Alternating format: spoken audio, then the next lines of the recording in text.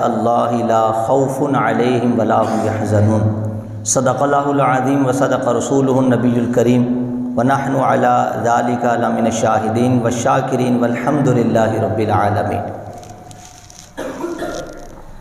ابھی مختصر طور پہ فضائل امام جعفر صادق رضی اللہ تعالیٰ عنہ اور جو مسلمان کنڈے مناتے ہیں اس کی شرعی حیثیت اور اس کی ہسٹری کیا ہے، کنڈے کس کو کہتے ہیں، یہ کب ایجاد ہوئے، اور کنڈے جو لوگ کرتے ہیں اس کی تاریخ کیا ہونی چاہیے، تو اس حوالے سے بہت ہی کم وقت کے اندر بالکل مختصر سی میں ایک تحقیق باحوالہ آپ کے سامنے پیش کروں گا۔ اور یہ جو 12 امام اور 14 معصوم لوگ کہتے ہیں اس کا کیا مطلب ہے، اہل سنت و جماعت کا نظریہ، عقیدہ، کنسیپٹ اس حوالے سے کیا ہے، یہ بڑی علمی گفتگو ہوگی، توجہ کے ساتھ آپ نے اس کو سماعت کرنا ہے۔ پہلے امام جعفر صادق رضی اللہ تعالیٰ عنہ کا علمی مقام کیا تھا، آپ کی فضیلت کیا ہے، اس حوالے سے میں تھوڑی روشنی ڈال دیتا ہوں۔ تہذیب الکمال فی اسماء الرجال، علامہ جمال الدین مزی رحمۃ اللہ علیہ کی کتاب ہے، بڑی معتبر کتاب ہے۔ اس کی تیسری جلد کے اندر انہوں نے امام جعفر صادق رضی اللہ تعالیٰ عنہ کا یہ شجرہ نسب بیان کیا۔ فرماتے ہیں جعفر ابن محمد ابن علی ابن حسین ابن علی ابن ابی طالب، کہتے کون امام جعفر صادق؟ القرشیو، جو قرشی ہیں۔ کون امام جعفر صادق؟ فرماتے ہیں الہاشمیو، جو ہاشمی گھرانے سے تعلق رکھتے ہیں۔ کون امام جعفر؟ المدنیو، جس کا مسکن مدینہ المنورہ ہے۔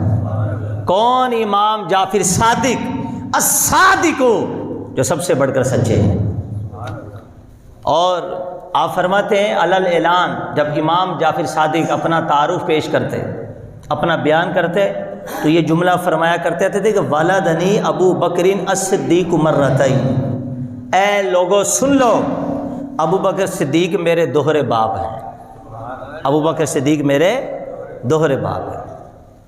اسی بات کو امام ذہبی نے سیر اعلام النبلاء کی 6 جلد کے اندر ذکر فرمایا کہ جب امام جعفر صادق رضی اللہ تعالیٰ عنہ اپنا تذکرہ فرماتے تو اس وقت آپ علل اعلان یہ بیان فرمایا کرتے تھے، آپ یہی بیان فرمایا کرتے تھے ولدنی ابو بکر الصدیق مرتین، اے لوگو میں کون ہوں؟ میں ابو بکر صدیق کا بیٹا بھی ہوں۔ حضرت ابو بکر صدیق سید نہیں، امام جعفر صادق سید ہے، لیکن ابو بکر صدیق کو اپنا دوہرا باپ کس طرح کہتے تھے؟ اس لیے کہ ان کی امی جان حضرت ام فروہ حضرت ابو بکر صدیق کی پوتی تھی۔ کیا تھی؟ ان کی پوتی تھی۔ اب ذرا اس کو بڑے غور سے آپ نے مسئلے کو سماعت کرنا ہے۔ حضرت ابو بکر صدیق رضی اللہ تعالیٰ عنہ کے 2 بیٹے ہیں، ایک کا نام تھا محمد بن ابی بکر اور ایک کا نام ہے عبد الرحمن بن ابی بکر، یعنی ایک کا نام محمد اور ایک کا نام تھا عبد الرحمن۔ محمد بن ابی بکر کے ایک بیٹے تھے، ان کا نام ہے حضرت قاسم رضی اللہ تعالیٰ عنہ، جو بہت بڑے فقیہ ہوئے۔ حضرت عبد الرحمن کے ہاں ایک بیٹی پیدا ہوئی، ان کا نام تھا حضرت اسماء بنت عبد الرحمن۔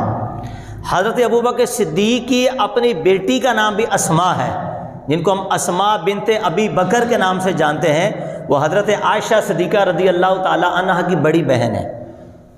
تو بیٹی کا نام بھی اسماء اور پوتی کا نام بھی اسماء۔ تو اب ادھر ایک بیٹے کے گھر بیٹا ہوا حضرت قاسم، ایک بیٹے کے گھر بیٹی ہوئی حضرت اسماء۔ حضرت قاسم، حضرت اسماء، ان دونوں کی آپس میں شادی ہوئی، یعنی ایک بھائی نے اپنے بیٹے کی شادی دوسرے بھائی کی بیٹی سے کروائی۔ جب ان دونوں کی شادی ہوئی تو پھر کون پیدا ہوئی؟ حضرت ام فروہ۔ کون پیدا ہوئی؟ حضرت ام فروہ۔ ان کے ہاں دختر جو نیک صالح متقیہ اللہ کی ولیہ پیدا ہوئی، وہ کون ہے؟ حضرت ام فروہ۔ کیا شان ہے آل ابی طالب کی کہ جس کے گھرانے میں برات مولا علی کے بیٹے کی آ رہی ہے۔ اب ادھر حضرت ام فروہ پیدا ہوئی تو ادھر سے امام فروا کی اب شادی کس سے ہوئی ہے؟ حضرت امام باقر سے۔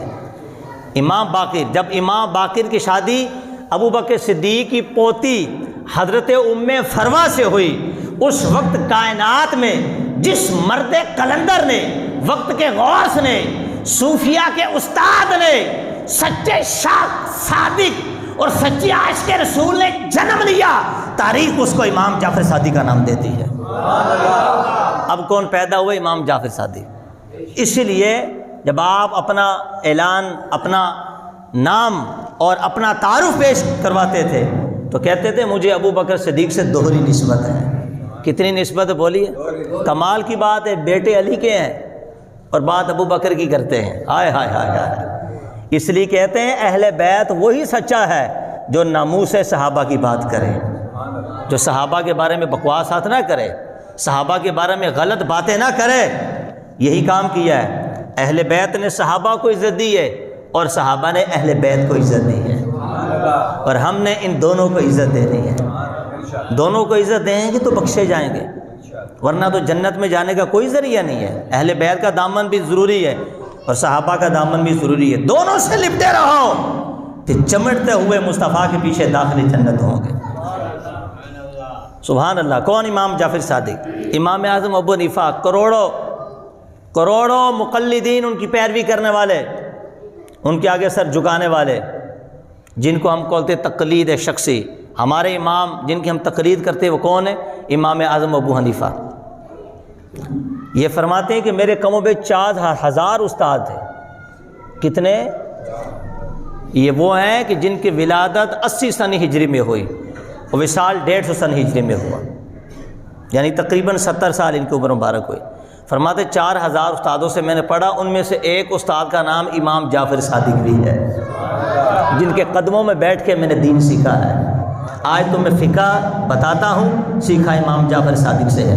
آج تمہیں مسئلے سکھاتا ہوں، سیکھا امام جعفر صادق سے ہے۔ آج تمہیں حدیث پڑھ کے بتاتا ہوں، سیکھا امام جعفر صادق سے ہے۔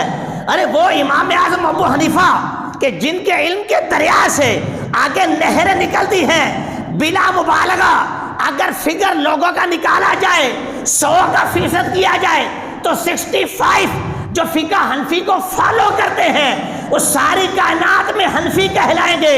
حنفیوں کا امام، ہم سب کا رہبر، پیشوا، مقتدا، جس کی پیروی ہم کرتے ہیں، وہ اپنے مریدوں کو، اپنے شاگردوں کو توجہ کر کے کہتے ہیں اے کائنات والوں سن لو، لولا سنتانی، اگر وہ 2 سال جو امام جعفر صادق کو میں نے دیے، اگر یہ 2 سال نہ ہوتے لہلاک نعمان دنیا دیکھتی، نہ امام اعظم کا نام رہتا، نہ ان کی فقہ زندہ ہوتی، نہ ان کی حدیث کا درس پھیلتا، بلکہ نعمان بن ثابت دنیا سے ہلاک ہو جاتا۔